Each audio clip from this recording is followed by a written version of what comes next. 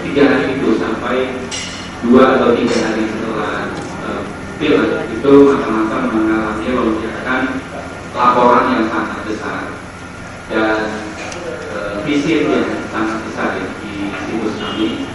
Kami mendapatkan laporan dari Sumatera, tidak hanya dari Jabodetabek, bahkan hingga Papua ya.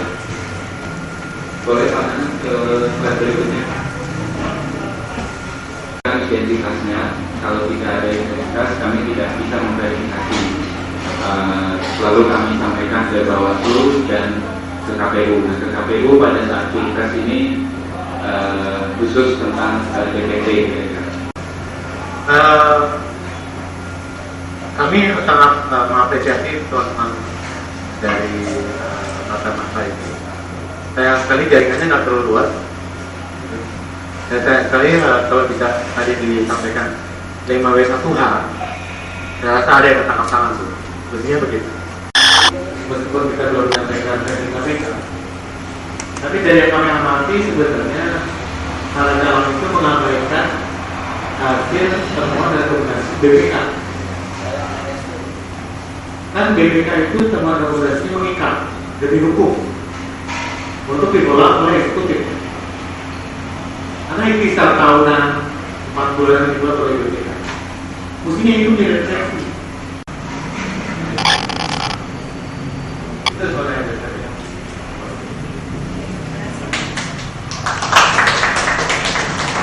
Ya, jadi sebenarnya cuma di Indonesia Pak, hantu-hantu yang di pohon itu kasih uang.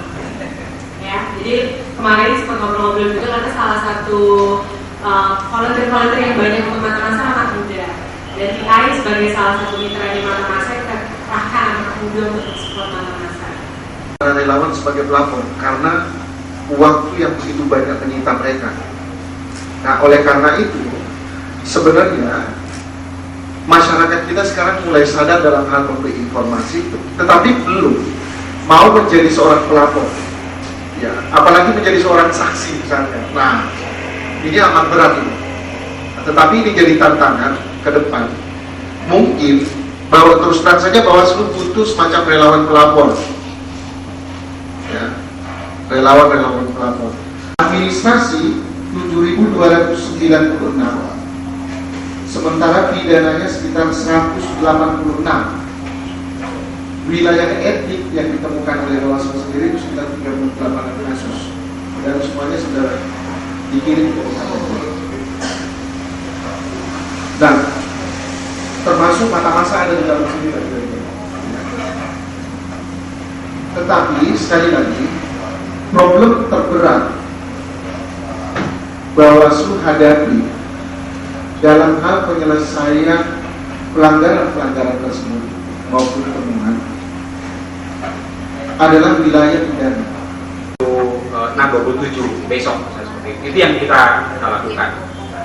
Nah, upaya nanti pada hari hanya atau pada waktunya tanggal 9 Juni itu nanti akan ditetapkan di kabupaten kota daftar pemilih tetapnya untuk pemilu presiden. Berapa jumlahnya nanti kita akan informasikan kemudian. Tapi yang pasti di luar dari itu semua adalah bagaimana kita betul-betul mengawal, betul-betul sinergi untuk melakukan ini. Nah, mata masa sudah mulai bergerak nih. Nah, kebanyakan kemarin dalam konteks mata masa itu ada dua konteks atau 3 konteks lah.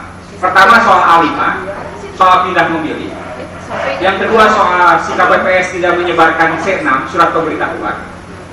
Dan yang ketiga adalah soal tidak dipahaminya mekanisme daftar pemilih khusus, daftar pemilih tambahan, dan daftar pemilih khusus tambahan. Ngantuk juga kan, Mas? Lanjut, Mas. Beberapa hari yang lalu kami menganalisa permohonan partai politik, partai dan DPD. Jadi ada 14 partai politik, 34 DPD yang mengajukan permohonan di Mahkamah Konstitusi. Nah, kami ingin memotret sebenarnya dari permohonan itu, kami ingin melihat wilayah mana saja sih kasus yang banyak muncul, atau misalnya objeknya apa saja, aktornya siapa. Ini akan jadi evaluasi sedikit saja dari kita. Tentu ini akan nanti sangat akan baik kalau misalnya bisa dilengkapi oleh Bawaslu. Kira-kira itu. Nah, berdasarkan analisis yang kami lakukan, ini sebaran wilayah, jadi ini terbatas pada permohonan sejumlah 716, itu ada di Papua. Nah, teman-teman bisa lihat kan, Papua ada 80 kasus di dalam permohonan itu. Dari 716 itu, dari Papua yang paling banyak 80 kasus. Bentar, saya kayaknya mau difoto.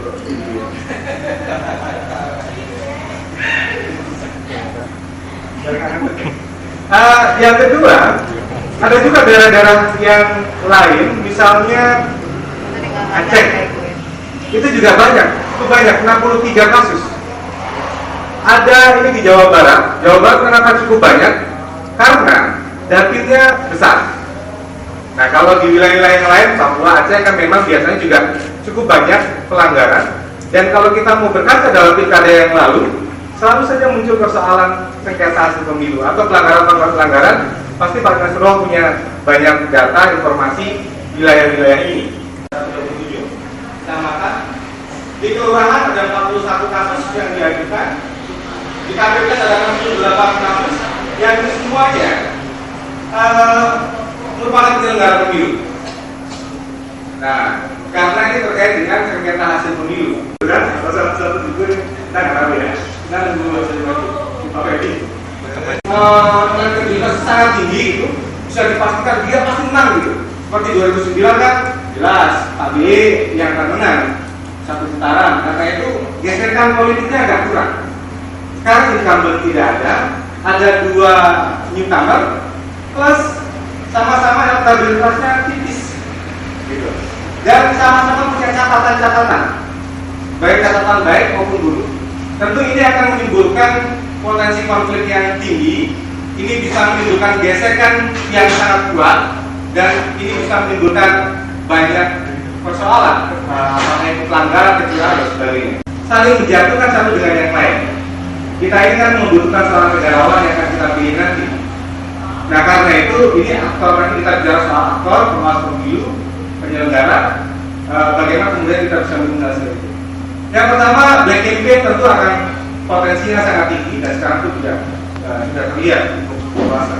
Yang kedua, kalau di 9 April lalu kita bisa lihat misalnya konflik kampanye di luar Jawa misalnya, kan terlihat menggunakan media, iklan dan sebagainya. Nah, saya yakin untuk pilpres ini pasti akan digunakan dan itu sangat kencang. 2014 itu sekitar 30 juta, ditambah dengan DPKTB yang pada hari H itu datang ke TPS hanya berbekal KTP. Nah, itu yang belum teridentifikasi karena itu ada di lapangan di KPPS KPPS.